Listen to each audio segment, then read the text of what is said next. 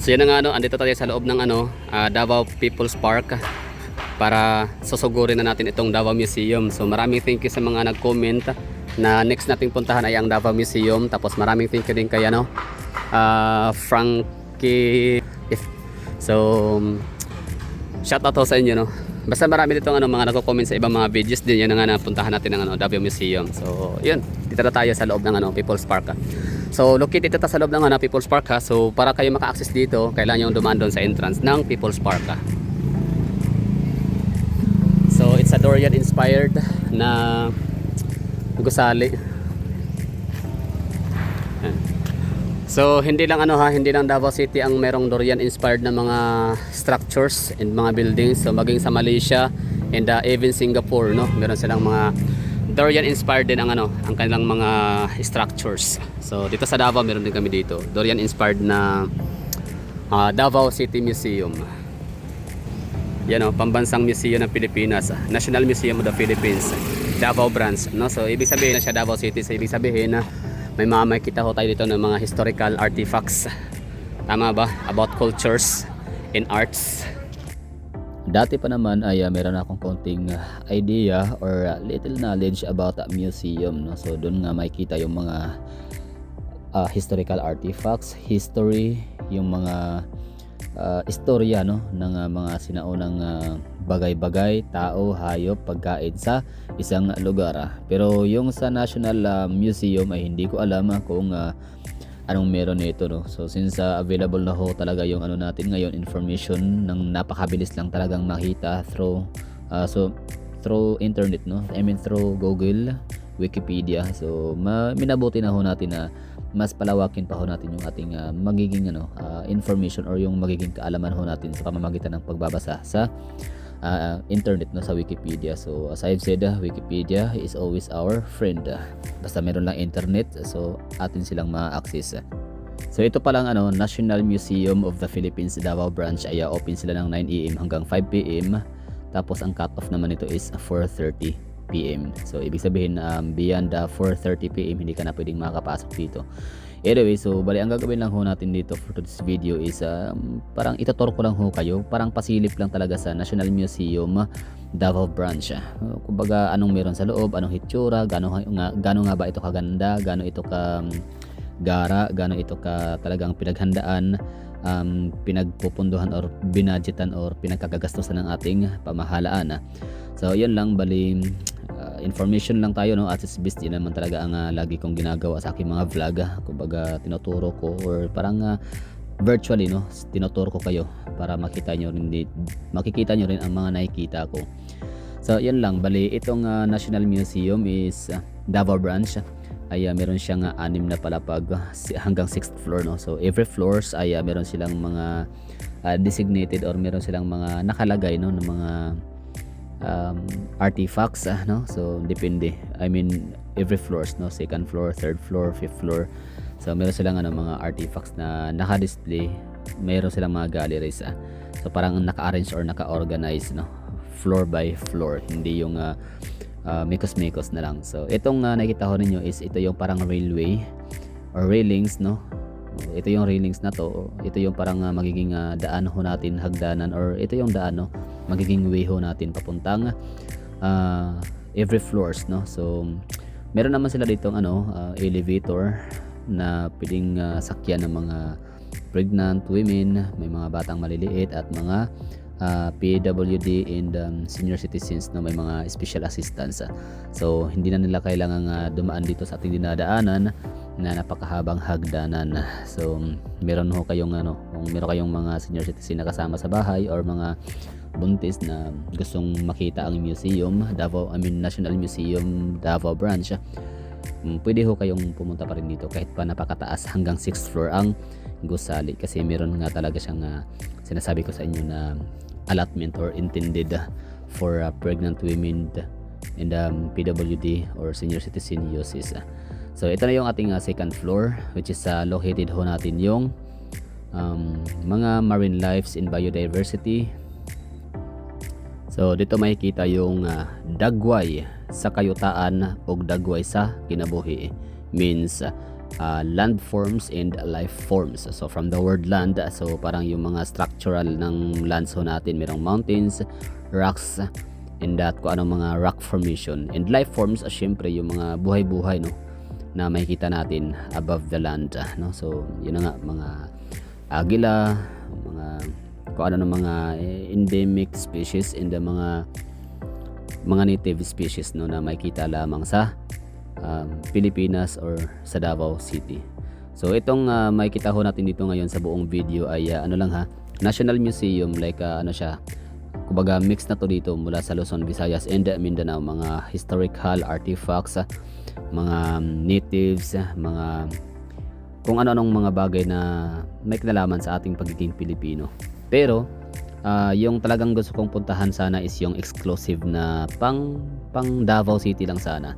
Ikaso hindi pa nga available yung ang pang 5th floor kasi nito. Itong vlog kasi na to hanggang 4th floor lang ho tayo nito kasi ang sa 5th floor kasi ay hindi pa tapos, no. So doon talaga dapat nakalagay yung ating Davao Museum, no. Exclusive lang ho talaga siya sa Davao. So anything under the sun all about or talking about or topic about Davao City is may kita ho natin sana sa 5th floor. Yun yung parang Davao Museum. Kaso nga lang this time ay hindi pa nga tapos, hindi pa na-prepared lahat, no, yung ating Davao Museum, Davao City Museum sa 5th floor, kaya hindi mo na natin din makikita kasi hindi pa nga ready, no. Kumbaga ako mismo sa sarili ko masasabi ko na medyo kulang yung pagpunta ko dito kasi mas kumbaga para sa akin mas more on i-focus ko muna yung Davao City. Basta napakarami kasing mga items, ang daming mga figures, ang daming mga materials, no, na makikita natin sa National Museum or makikita ko sa National Museum, no. Ang daming mga historical facts, artifacts and facts in facts. Kaso nga lang napakaliit ng aking storage memory or memory storage sa aking utak, kaya hindi ko lahat yun ipasok isang puntahan lang, no, isang tinginan lang. So yun lang, kaya gusto ko muna one by one, step by step or little by little, no, na titingnan, no, pag-aralan or i-familiarize yung mga bagay-bagay sa isang lugar. So yun na nga, first and foremost muna ho ako sana sa Davao City, kaso nga lang talaga ay hindi pa natin makikita ang Davao City Museum. Pero meron tayong available na museum sa Davao City, ha. So meron tayong tatlo, somewhere in Iftores, meron sa may Hona Subdivision, and meron din tayong Japanese museum sa may bandang Mintal, pero tsaka na yun. So yan lang siguro, bali nakita na ho natin itong sa 2nd floor, which is featuring artifacts and historical artifacts, no, sa land forms and life forms. So from the word land, so yun na nga, featuring yung mga parts of rocks or kinds of rocks, mga mountain formations, landforms, and syempre ang life forms naman. So which is kita nyo naman yung agila. Yung agila na yan, ang tawag dyan sa kanya ay ano yun, waxidermy, ay taxidermy pala, taxidermy. So hindi siya, kung sa tao ang pagpipreserve ng isang katawan ay mummified, tama ba? So sa mga kahayupan naman, mga animals, ang tawag naman ay taxidermy, di ba? So yan talaga ay tunay yan na agila, tapos yun in-undergo siya sa process na taxidermy. Anyway, so let's go to floor number 3. Hindi ko na pala isa-isahin ang mga object na nakita ho natin dito, ang mga materials na nakikita natin sa aking vlog. Hindi ko na isa-isahin yung kanyang mga informations and descriptions. So yun lang, gusto ko lang na kayo nang pumunta dito and you have to see it for yourself. At kayo nang bahalang pag-aralan, no? Kayo nang bahalang mag-familiarize sa mga bagay-bagay. Kayo nang bahala na tumingin ng mga descriptions. So ang gagawin ko lang talaga dito sa video na to, o ulitin ko, is gusto ko lang na bigyan ko kayo ng context or yung parang bigyan ko lang kayo ng perspective ng Davao Museum sa loob, kung anong hitsura ho nito, kung ano ang kanyang formation. Kasi diba sa labas makita natin meron siya, disenyo siya ng durian, hindi siya yung typical na gusali building na hugis kwadrado, hugis rektangulo. So ito talaga siya ay durian inspired na structure na building. Pero pagpasok ko pala sa loob ay ito na yung makikita ho ninyo. So maganda siya. Well, hindi ka pa naman din napuntahan ng ibang mga museum sa Pilipinas, like sa Iloilo Museum, sa Cebu Museum, or saan man sa Manila na museum. So it's my first time ever na makapasok ng National Museum at dito pa sa Davao City. Anyway, so let's go to third floor, which is Bahandi Rituals in the Life Cycles. So dito pa rin tayo dadaan, no? Bali, itong mga nakasabayan pala natin ay mga estudyante, no? Karamihan ho dito talaga actually ang magkaka-interest naman talaga sa mga museums is mga estudyante, mga young professionals, mga historicals, mga professors or mga scholars, no? So yun talaga yung kadalasan ng mga nagpupuntahan dito para makita, no? Personally ang mga displayed materials na hango talaga sa totoong bagay. Hindi siya drawing lang, hindi siya picture lang, kundi siya talaga ay ang iba replika, ang iba talaga ay tunay, no? Kumbaga galing ho talaga sa isang object na isang object, no? At display siya. So hindi man siya mahawakan kasi bawal nga, do not touch. Pero at least may kita ho natin kasi iba naman talaga din syempre ang ang hitsura na makikita natin sa internet, sa libro kumpara sa makikita ho natin talaga personally. Kibali ang museum pala is siya, no, parang another form of library, no? Kumbaga parang siya, lugar siya, location siya, isa siyang isang facility kung saan pwede tayong makuha ng mga information, pwede tayong mag-aral. So kibali kung sa library is nakaupo ho tayo at nagbabasa sa libro, dito naman sa museum ay makikita ho natin physically, literally ang mga bagay-bagay na interested ho tayo. Okay, let's go to number 4 or 4th floor, Kabilin Enduring Textiles Traditions of Mindanao, etc. So, syempre, 4th floor na ho tayo. Parang ito na yung pinakahuling floor sa Davao Museum na pwede nating ma-access or makita natin yung mga exhibits, no? So, it's Kabilin Enduring Textiles of Mindanao. So, yun lang. At syempre, pag lalabas na ho tayo ng museum, textiles, o nga pala, baka tatanong kayo yung mga textiles, yung lang, alam niyo na siguro mga textiles, yung mga barot saya, di ba? Mga barong Tagalog. Pero syempre, dahil nga sa Mindanao tayo, so yung mga kasuotan ng ating mga ninonot katutubo. Itong museum na to is napaka-organized ho talaga, napakalinis, malamig, napakalamig ng aircon, kahit pa napakadaming tao, ang ganda ng lightings, maaliwalas, no? So, tsaka yung organized nila, yun na nga pala, yung iba yung daanan paakyat, iba din yung daanan pababa. So, yung paakyat is parang lang siya, parang rampa. Tapos yung pababa naman ay nakahagdanan, stairway. Tapos merong elevator, ha. Pwedeng gamitin ng mga may special needs like mga PWD, naka-wheelchair, mga senior citizens, and mga pregnant women. So, yun, bali ang Davao Museum or National Museum or Museum of the Philippines Davao Branch ay libre lang siya. Well, ang sa akin dyan na tanong is bakit siya kailangan sabihing libre? Ibig sabihin meron bang mga museum na may bayad? So, syempre hahanapin ho natin yan ulit sa Wikipedia. Sa ating pagsi-search ay meron tayong nakita or merong resulta. And nakalagay dito, sinearch ho natin is, does the National Museum have a fee?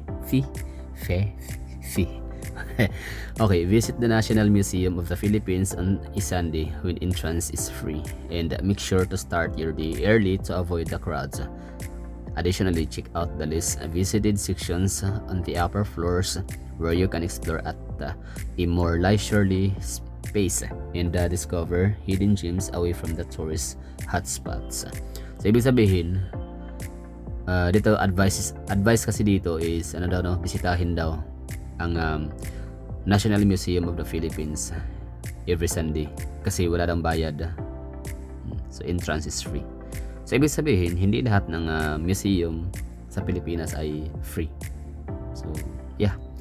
So yan, appreciated natin, no. So buti naman at free lang dito sa Davao City. Pero marami naman tayong nakikitang mga articles din dito na stating na sila din ay free. So parang so far parang ito lang yung nakita ko na may bayad, itong National Museum of the Philippines. Hindi ko alam kung anong lugar to, baka Manila. Anyway, so dito pa tayo sa isa. Is the National Museum of Anthropology is free? National Museum of Anthropology has no entrance fee. close every Monday, open from 9, okay, whatever. So yun lang, no. Bali, the National Museum operates the National Museum. Basta maraming wala tayong nakita dito na wala namang bayad pala. Kaso nga lang, itong isa dito is may bayad. Kasi nga suggested niya, and recommended na Sunday ka magpunta para walang bayad. So it's the National Museum of the Philippines, which is I don't know kung anong lugar sa Pilipinas. Kasi di ba dapat may nakalagay yan, National Museum of the Philippines, Davao, Bacolod, CDO, Jensan, Baguio, Butuan, mga ganun dapat, Iloilo, Cebu, whatever. So yun lang. So yun ang we're done. Naipakita ko na sa inyo kung anong hitsura sa loob. So maganda siya, maganda yung nila, facility, maganda yung exhibitions. Perfectly fine, di ba? Ang galing lang, basta ang ganda talaga nga sa mga historians, no, mga young professionals, mga estudyante. Perfect tong lugar na to dito para talaga makita, no, yung mga objects, yung mga samples, yung mga replicas, yung mga items, di ba? Yung yung mga figures. Kasi kapag sa lang, sa libro lang kasi, okay na naman ang libro, yun nga lang, ang mga figures na makikita natin, mga images lang, no? So, whereas kung dito ka sa museum talaga, makikita mo talaga yung actual na hitsura. Kahit pa ito preserved na lang, but still, mas siya, way better to compare sa libro na makikita natin ng mga images. Okay, so okay na tayo dito. So it's a National Museum, Davao branch. So syempre Mindanao, more of Mindanao, no? Tapos Mindanaoans. Tapos yung sa Davao Museum hindi pa siya ngayon open. Pa lang siya, kumbaga under preparation pa lang, no? Hindi pa talaga natapos, hindi pa talaga nagawa. So yun ang gusto kong puntahan talaga, yung Davao Museum lang, like focus lang talaga siya sa Davao City alone, Davao City itself. So wala siyang kinalaman like sa ibang mga lugar sa Pilipinas. Okay.